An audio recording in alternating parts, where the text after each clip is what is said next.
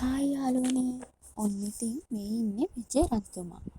ඇත්තටම මේ විජය රජතුමා ලංකාවට ආවේ. ඔයාලා අහලා තියෙන සිංහබහු නාට්‍යේන සුප්පාදේවිය විජය රජුගේ මිත්තණිය. සිංහබාහු හා සිංහසීවලි විජය රජුගේ මෑණියන් හා පියාණන්.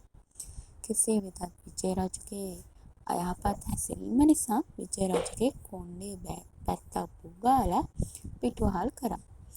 එතනින් තමයි උන් ලංකාවට එන්නේ. ඊට පස්සේ තමයි උන්ට කුවේනියව හමුවන්නේ. කුවේනිය ලාබාලි ස්ත්‍රියගේ වෙසක් මවාගෙන විජය රජු හා ආලේ බැලෙනවා. නමුත් විජය රජු පසුව ඇයට ඈ සහ දරුවන් සමග අතාරිනවා.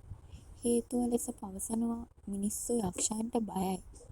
මිනිස්සුන්ට යක්ෂයන්ව ගැලපෙන්නේ නැහැ. කෙසේ වෙතත් කුවේනිය එහෙම අතෑරියගෙන ශාප කරනවා කෝපයෙන්.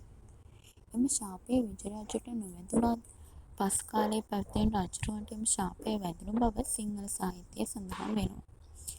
එම ශාපලත් රචකයා හා ශාපය බිඳීමට කොහොඹාකම්කාරී ශාන්ති කර්මය පැවැත්වුවා කියලා කියනවා. ඒක මම වෙන වීඩියෝ එකකින් ඔබට ගෙන එන්නම්.